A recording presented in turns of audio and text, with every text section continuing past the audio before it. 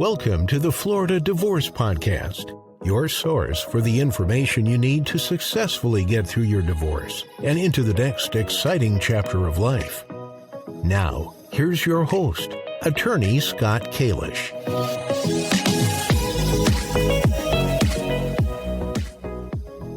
Hey everybody, this is Attorney Scott Kalish. I am a divorce and family lawyer here in South Florida.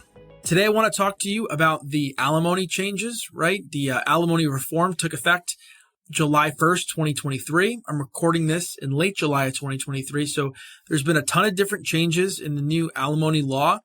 Big changes, right? Changes that are definitely going to affect a ton of families that are going through divorce right now and that are going to be going through divorce in the future. But specifically, I want to narrow in and discuss one aspect of the alimony law, the new alimony law, and that's the duration of an alimony award, right? And really answer the question of like how long can alimony be awarded for now, right? Given the new law. If you're interested in like hearing more of a broader conversation about this, I released an episode in early July that was a presentation that I did with a forensic accountant and a divorce mortgage professional. And we went through more of, on a higher level, right, what the new alimony changes are. So in this episode, though, I want to focus in on just this aspect, just one aspect of the new law, right? And that's the length that the alimony, right, an alimony award can be awarded for, right? So right off the bat, I'll just start off with the fact that the legislature, with the new law, eliminated permanent alimony, right? And what permanent alimony was, alimony for foreseeable future, alimony indefinitely, right? It was most common for marriages that lasted 17 years or longer. But now that's gone, right? Totally eliminated. We don't have any permanent alimony anymore. So the length of alimony will depend upon now what type of alimony is awarded. The legislature has left us with three types of alimony. The first type is bridge the gap. Second type is rehabilitative alimony. And the third type is durational. So let me go through them one by one. Bridge the gap alimony, the old rule was it couldn't last longer than 2 years. And that's still the case. The law didn't change there. So, bridge the gap alimony can still be awarded for a maximum of 2 years. Rehabilitative alimony, though, that has changed. There's now a hard cap at 5 years, right? So what rehabilitative alimony really is alimony for someone that needs to go back to school or maybe needs to renew their license or get certified, right? Needs to, acquire new skills to go out into the workforce and be able to support themselves, right? So that cannot last longer than 5 years now.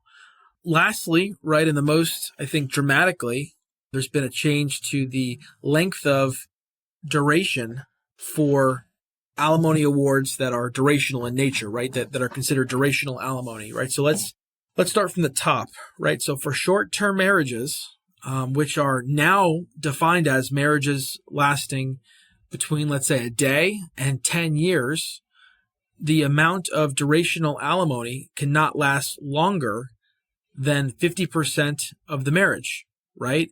And I'll give you a caveat. The caveat is that if you're in a marriage that lasts less than 3 years, durational alimony cannot be legally awarded, right? So if you're in a marriage that lasts less than 3 years, your only two options are either bridge the gap alimony or rehabilitative alimony. You are not eligible for durational alimony at this point. So for marriages lasting between 3 years and 10 years, the longest that you can get alimony for is 50% of the marriage. Okay? If you're in a moderate term marriage, and that's a marriage that lasts between 10 years and 20 years, the maximum amount of months, the maximum duration is 60%. So let's say if you're in a 15-year marriage, maximum length of alimony can be, or is going to be 9 years. Okay? If you're in a long-term marriage, which is a marriage of 20 years or longer, then the longest you can receive is 75% of the marriage, right? So if you're in a marriage of 25 years, the longest you can receive alimony for is 18 3/4 years of alimony, right? So 3/4 is a little confusing. I guess that would be 18 years and 9 months. So those are huge changes, big changes. Before, the law was totally different.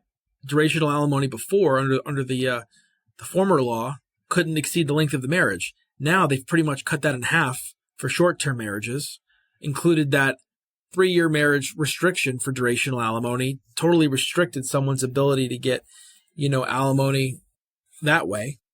They've capped it at 60% of the marriage for moderate-term marriages, and then long-term marriages, they eliminated permanent alimony, and now they're restricting it to 75% of the marriage. So obviously big changes.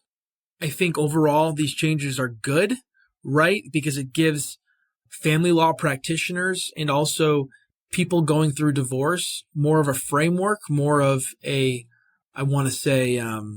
more guidance when going through divorce. But there's definitely going to be people that are negatively impacted by this. And I think those people are people in long-term marriages and even moderate-term marriages that just stop working completely and have no skills at all and are used to and accustomed to a lavish type of lifestyle or a lifestyle that's above middle class.